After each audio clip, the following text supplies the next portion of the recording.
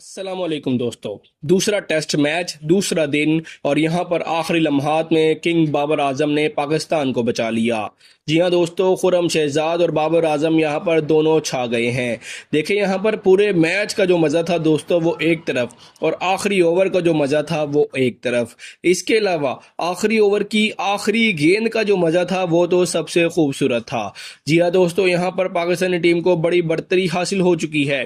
बेशक यहाँ पर शुरू में बांग्लादेशी खिलाड़ियों ने पाकिस्तानी खिलाड़ियों के ऊपर शदीद लाठीचार्ज किया और यहाँ पर पाकिस्तानी खिलाड़ियों की खूब धुलाई भी की, लेकिन उसके बाद बाबर आजम, साजिद खान और खुर्रम शहजाद ये तीनों खिलाड़ी ही असल में खेल रहे थे। आप यूँ कह सकते हैं कि बांग्लादेश की पूरी टीम इन तीन खिलाड़ियों के अगेंस्ट खेल रही थी, क्योंकि बाकी 8 खिलाड़ी सिर्फ और सिर्फ कठपुतली खिलाड़ी बने हुए थे।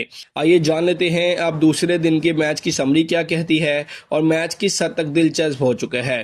दोस्तों वाकई यूँ समझ लीजिए कि ये एक सिनेमा बन चुका है। जिस तरीके से साजिद खान ने फाइट की है और उसके बाद आखिरी ओवर में बाबर आजम की यहाँ पर चालाकी सामने आई, इसकी मुकम्मल तफसीलात देते हैं और ये भी देखते हैं कि मैच पाकिस्तान से इस वक्त क्या मांग रहा है और किस हद तक मैच बांग्लादेश की तरफ है इस वक्त। लेकिन इससे पहले बाबर आजम, खुर्रम शहजाद और साजिद खान के लिए लाइक जरूर कीजिएगा, वीडियो को भी लाइक कर दीजिए और चैनल को भी सब्सक्राइब कर दीजिएगा और कमेंट सेक्शन में दोस्तों ये जरूर बताइएगा कि आप आज का मैच किस जगह और किस मुल्क या किस शहर से देख रहे थे, ताकि पता चल सके क्रिकेट के जो पाकिस्तान के शौकीन हैं वो कहां कहां मौजूद हैं। तो दोस्तों पाकिस्तानी इनिंग्स का आगाज एक बार फिर उम्मीद के साथ हुआ था। खास तौर पर पिछले दिन की कारकर्दगी के बगैर फैंस को तवक्का थी कि ओपनर एक मजबूत बुनियाद रखेंगे, लेकिन इस बार कहानी मुख्तलिफ रही। अज़ान अवैस सिर्फ 13 रन बना सके और कुछ अच्छे स्ट्रोक्स भी खेलने की उन्होंने कोशिश की, मगर वो ज़्यादा देर क्रीज पर ना ठहर सके। दूसरी तरफ अब्दुल्ला फजल भी 9 रन बनाकर जल्दी आउट हो गए। दोनों खिलाड़ियों के आउट होने से इब्तदाई दबाव फौरन पाकिस्तान पर आ गया। असल बात यह है कि ये दोनों अभी अपने करियर के इब्तदाई मराहिल में हैं और इनसे मुस्तकिल परफॉर्मेंस की उम्मीद रखना भी शायद जल्दबाजी होगी। पहले मैच में उन्होंने बहुत अच्छा परफॉर्म किया था, लेकिन इस इनिंग्स में वो अपनी जगह बरकरार ना रख सके। टीम को एक मजबूत आगाज की ज़रूरत होती है, मगर शुरू में ही 2 विकेटें गिर जाने से टीम की बैटिंग लाइनअप हिल सकती है।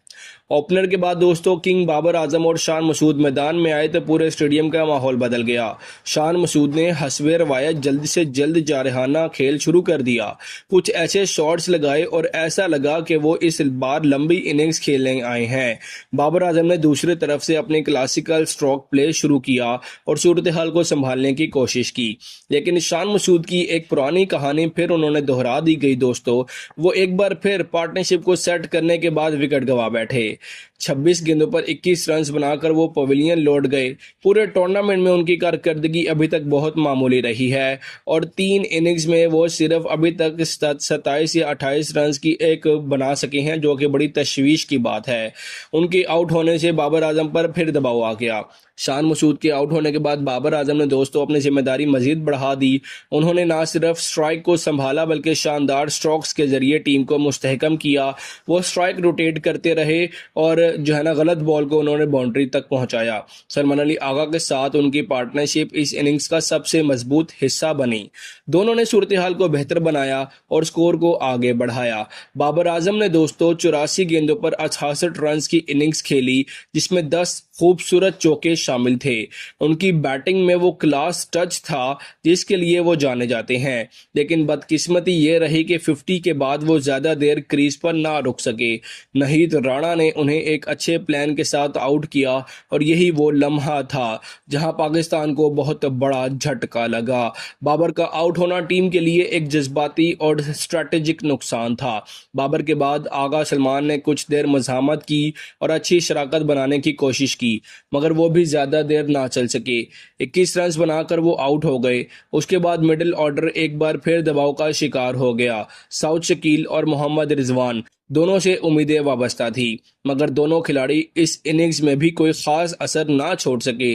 साउथ शकील पिछली इनिंग्स की तरह इस बार फिर नाकाम साबित हुए, जबकि मोहम्मद रिजवान की बैटिंग में भी वो तसलसल नज़र नहीं आया जो उनसे तवक्का किया जाता है। अगरचे उन्होंने पहली इनिंग्स में 50 बनाई थी, लेकिन इस बार वो टीम को सहारा देने में नाकाम रहे। मिडिल ऑर्डर की ये मुसलसल नाकामी पाकिस्तान के लिए बहुत बड़ा मसला बनती जा रही है दोस्तों। जब बैटिंग लाइन अप मुकम्मल तौर पर लड़खड़ा गई तो हसन अली और साजिद खान ने मज़ाहमत दिखाई। ख़ास तौर पर दोस्तों साजिद खान की इनिंग्स इस पूरे दिन का एक दिलचस्प मोड़ थी। उन्होंने 28 गेंदों पर 38 रन्स बनाए, जिसमें 4 शानदार छक्के शामिल थे। पहले उन्होंने एक छक्का नाहिद राणा को लगाया और उसके बाद एक ही ओवर के अंदर शरीफुल इस्लाम को 3 मुसलसल छक्के जड़ दिए। उनका स्ट्राइक रेट 135 से ज़्यादा रहा, जो जाहिर करता है कि उन्होंने जारहाना अंदाज अपनाया। हसन अली ने भी 18 रन्स का अहम हिस्सा डाला। बाद में दोस्तों खुरम शहजाद ने भी एक चौके और एक छक्के की मदद से 10 रन्स बनाए, मगर मजमूई तौर पर पाकिस्तानी टीम 232 रन्स पर ऑल आउट हो गई। ये स्कोर दोस्तों इतना मजबूत नहीं था कि आसानी से डिफेंड किया जा सके, मगर बॉलर्स ने उम्मीद बरकरार रखी। पाकिस्तान ने जब बॉलिंग शुरू की तो प्लान वाजिया था कि जल्द विकेटें लेकर दबाव डालना है, लेकिन इब्तिदा में बांग्लादेश ने जारहाना अंदाज अपनाया। मोहम्मद अब्बास ने 8 ओवर्स में 29 रन्स देकर एक विकेट ली। हसन अली ने 5 ओवर्स में 18 रन्स दिए, जबकि साजिद खान ने 8 ओवरों में 36 रन्स दिए। इब्तिदाई ओवर्स में बॉलर्स को वो कंट्रोल नहीं मिला जिसकी ज़रूरत थी। बांग्लादेश के बल्लेबाजों ने सिर्फ इस मौके का भरपूर फ़ायदा उठाया और स्कोर को तेज़ी से आगे बढ़ाना शुरू कर दिया। बांग्लादेश की तरफ से जॉय ने शानदार कमबैक करते हुए 52 रन्स की इनिंग्स खेल डाली, जिसमें खूबसूरत शॉट्स और एतमाद दोस्तों वाजिया था।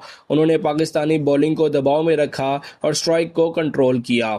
उसके बाद मोमिनुल हक और शांतो ने जिम्मेदारी बैटिंग की और विकेट गिरने नहीं दी। ये पार्टनरशिप बांग्लादेश के लिए बहुत अहम साबित हुई।